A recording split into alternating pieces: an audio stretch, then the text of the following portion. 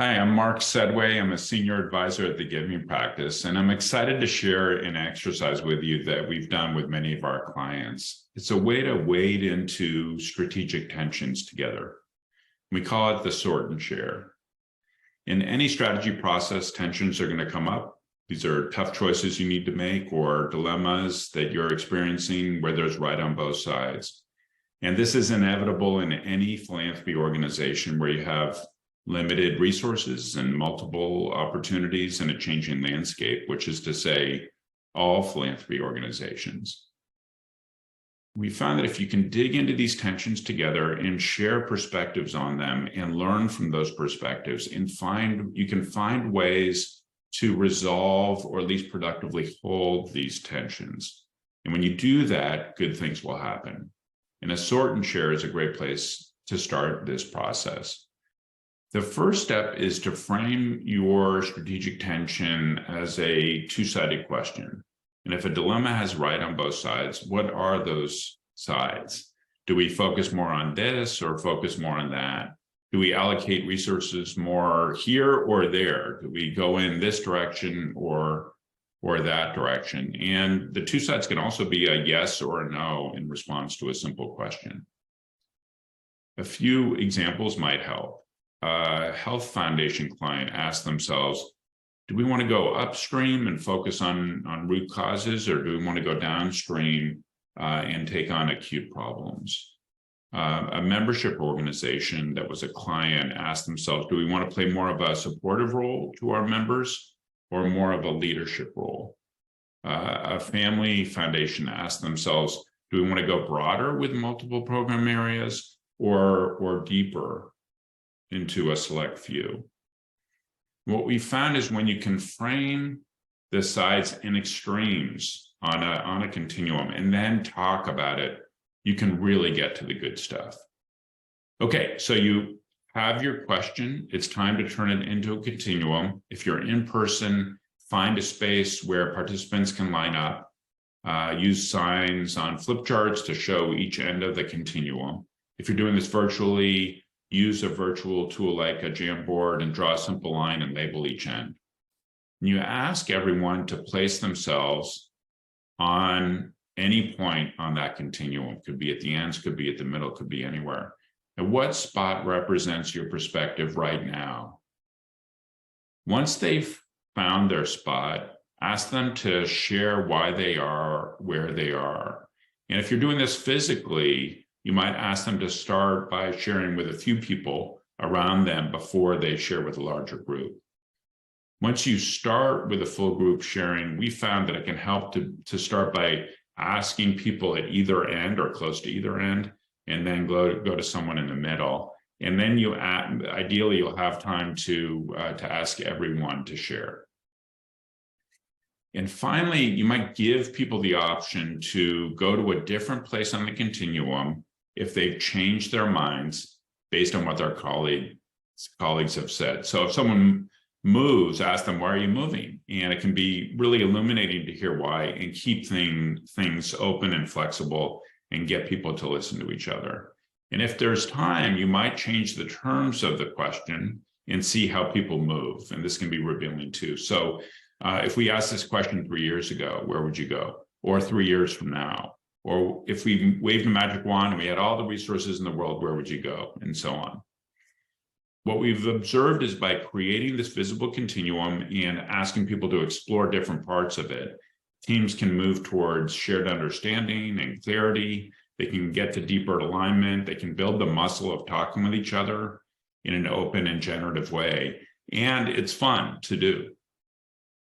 We've talked to two teams who we've done this exercise with recently to hear about their experience. What was it like to do the exercise, and how did it help?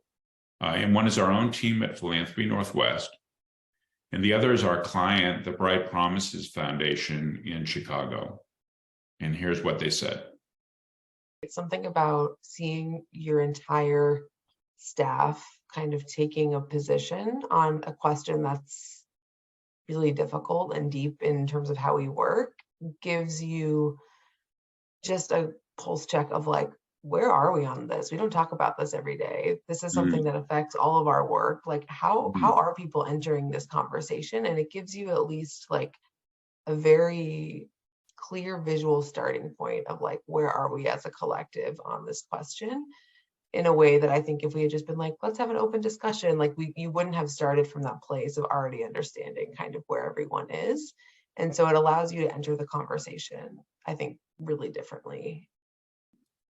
I think a lot of other exercises force you into this like binary way of thinking too. And I think that this exercise allowed us to exist on a continuum of things, which I think is more constructive and useful. And it's part of like how we ended up at the realization that we weren't as far from one another on the continuum as we like, as our positions in the room might have illustrated.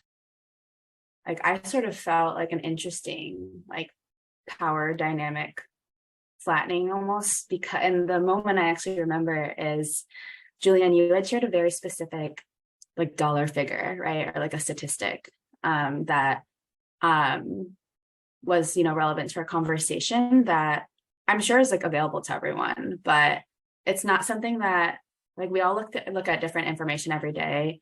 And in many ways, like sharing information is sharing power and like sharing that knowledge. And I got a sense of us all collectively moving forward with similar and like more aligned knowledge, which was another thing that I felt like I wasn't really expecting out of that. I was like, oh, we're just gonna like generally understand how we feel, but I was like, oh my God, no, I'm actually like learning new things that otherwise wouldn't have come up. And it wasn't in this forced way where I was like, JulieAnne's going to present her finances on like XYZ, you know, but it was like, these are the things that we're looking at. And these are things that you, JulieAnne, are looking at, and like you, Taylor, are looking at, and like the specific information that is maybe more in front of you.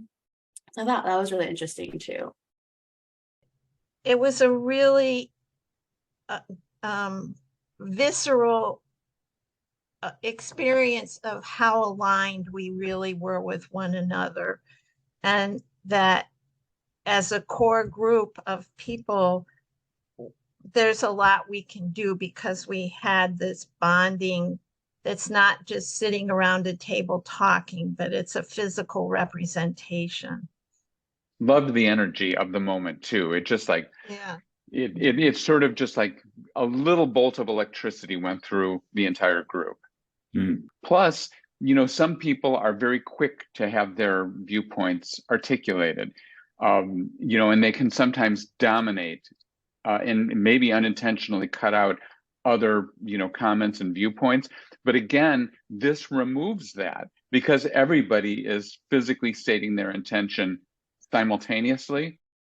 One of the things that was really interesting is even though we, most of us were on the growth end of the room, people were trying to kind of figure out, well, within that, where do I stand in very minute gradations, so that everybody ended up more in a huddle than a line. And the conversation that then developed about what we were experiencing, in the end, everybody was in a circle.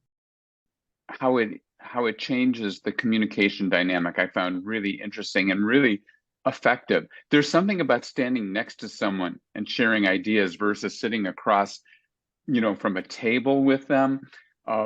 You know, the proximity, you know, the fact that we're all standing up and kind of like pretty much mostly on eye level with each other. I was surprised at how that affected how I felt about the interaction that I was having with the, you know, the board members and my fellow staff members. So I thought that was a surprising but really effective and impactful part of this particular exercise. And, you know, to Gaylor's point, there is a lot of bonding and alignment and affection between us. But where people chose to stand, you know, added nuance, you know, in a really interesting way. So, yeah, I thought it was great. Each time we do the sort and share with clients, it tells a different story and it really gets them somewhere. Here are some of the results that we've observed. We've seen that it gives everyone a voice. Everyone gets a place on the continuum in the exercise. Everyone gets a chance to share. It can build trust. There's something about taking a stand in front of your peers, even informally, that can be vulnerable and cement relationships, because there's power in stepping into that vulnerability together. And because it's visual, you start to get visibility, transparency into things that you might not see on a day-to-day basis.